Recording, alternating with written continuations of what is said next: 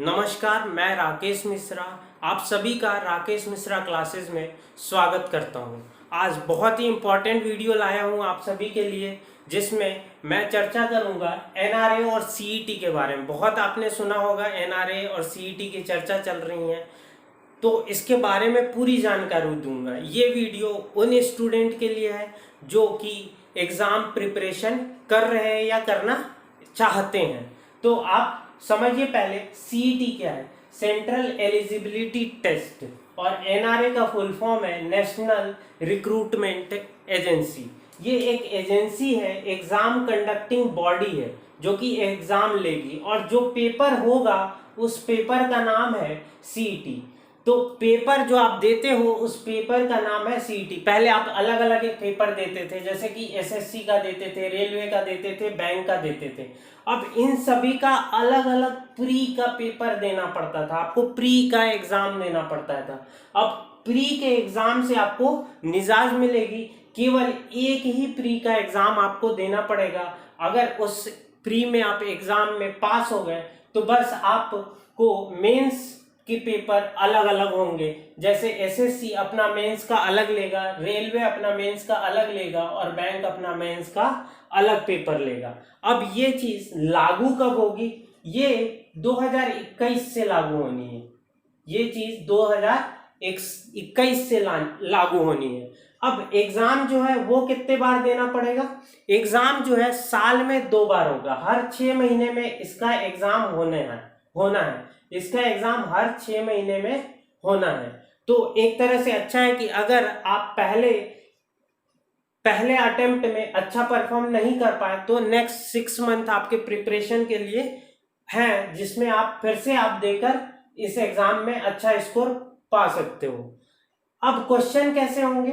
Question इसमें objective type question होगा और ऑनलाइन एग्जाम होगा। इसका ऑब्जेक्टिव क्वेश्चन रहेगा और ऑनलाइन एग्जाम होगा। अब स्कोर के बारे में समझिए कि जो एग्जाम है उसमें 60%, अगर आप 60% स्कोर कर लेते हो तो आपको एक स्कोर कार्ड मिल जाएगा, और वो जो स्कोर कार्ड है वो 3 इयर्स के लिए वैलिड रहेगा। मतलब एक बार आप प्री में पास हो रहे हो तो 3 साल तक आपको प्री का एग्जाम नहीं देना पड़ेगा। और चांस कितने मिलने हैं, है ना? चांस आपको इनफाइनाइट चांस है। जितना आपका एज है, जब तक एज है तब तक आप इसमें ट्राई कर सकते हो, इसके एग्जाम भर सकते हो। अगर मैं सिलेबस के बात करूं तो सिलेबस अभी कंफर्म नहीं है, कुछ भी बहुत अच्छे से सिलेबस के बारे में बात नहीं की गई है। लेकिन आप इतना समझो कि सिलेबस इसका मॉडरेट रहेगा, बहुत इजी ही रहने वाला है, इजी ही रहने वाला है। जैसे कि एसएससी, रेलवे और बैंक में आप जानते हो कि थोड़ा थोड़ा सिलेबस का चेंज है। जैसे एसएससी में जो एडवांस पार्ट है वो ज्यादा आता है मैथ्स का, रेलवे में अलग, बैंक में जो है वो सिंप्लीफिकेशन बहुत ज्यादा आता है। तो यहाँ पे सिलेबस कुछ इस प्रकार का होगा कि ये तीनों ही चीजों, तीनों का कॉमन सिलेबस नियर अबाउट यहाँ रहने वाला है। तो मैथ्स, रीजनिंग, इंग्लिश, जीके, ये सारे आपके सब्जेक्ट यहाँ रहेंगे सिलेबस में। अब सीईटी एग्जाम जो है वो कैसा रहेगा? 10th बेसिस पे। आपको पता है कि एसएससी 10th बेसिस पे एमटीएस लेती है। एमटीएस का एग्जाम 10th बेसिस पे लेती है। वैसे ही 12th बेसिस पे एग्जाम लेती है, और फिर ग्रेजुएशन बेसिस पे एग्जाम लेती है। तो 10th बेसिस पे बहुत सारे वैकेंसीज आपके एसएससी में निकलता है, रेलवे में निकलता है। तो आपका ये जो सीईटी है वो 3 तरह का होगा। 10th बेसिस एग्जाम होंगे, 12th बेसिस एग्जाम होगा, और ग्रेजुएशन बेसिस एग्जाम होगा।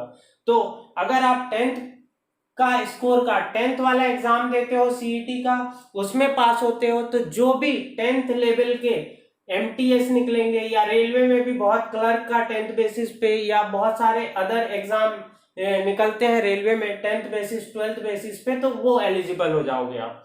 वैसे ही अगर आपने ग्रेजुएशन लेवल का एग्जाम दे दिया और उसमें आपने स्कोर कार्ड अच्छा ले आए हैं, तो आप जो है वो ग्रेजुएशन लेवल पे जो भी एग्जाम निकलेगा, एसएससी का सीजीएल हो, रेलवे का, एनटीपीसी का, जैसे जिस तरह का ग्रेजुएशन बेसिस वाले जो रहते हैं वो सारे एग्जाम, बैंक का हो गया आपका क्लर्क, पीओ, तो उन सब में आपको क्या देना पड़ेगा, फिर मेंस देना पड़ेगा, मेंस देना पड़ेगा। और मेंस के सिलेबस में आप ध्यान रखना, मेंस के सिलेबस में कोई चेंजेस नहीं होने वाले।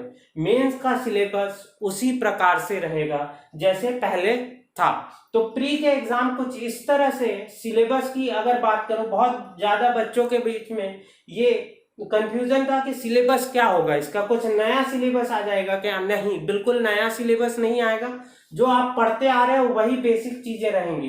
तो आपको बेसिक अपना स्ट्रॉन्ग करना है और बेसिक ही चीजें इसमें पूछने वाला है। तो अब मेरे ख्याल से आपको ये सारी चीजें पता चल गई कि क्या है, कब से लागू होने वाला है। 2000 कुछ बच्चे बोल रहे थे कि जो फॉर्म हमने फिल किया है क्या वो फॉर्म भी ये सीईटी के अंदर होगा? नहीं, अभी सीईटी के अंदर जो फॉर्म आपने फिल किए हैं वो सीईटी के अंदर एग्जाम नहीं होगा। सीईटी का 2021 से लागू होगा ये, है ना। तो आई थिंक और कोई आपका डाउट होगा तो आप कमेंट बॉक्स में मेंशन करें, मैं उसका आंसर जरूर दूंगा। इसका बहुत फायदा है आपको, बहुत सारे खर्चे से आप बचेंगे, टाइम आपका बहुत ज्यादा, जो प्री हर एग्जाम के लिए, जैसे एसएससी के लिए आप प्री देने जाते थे, फिर रेलवे के लिए प्री देने जाते थे, बैंक के लिए प्री देने जाते थे, तो पैसा खर्च, टाइम खर्च, ये सब आपका मिनिमाइज होगा और बहुत अच्छा है। इसके ड्रॉबैक भी हैं लेकिन उसकी चर्चा आज नहीं करेंगे हम, है ना। आप बताएंगे, बोलेंगे तो मैं किसी और वीडियो में इसका पूरी जानकारी दे दूंगा। Thank you.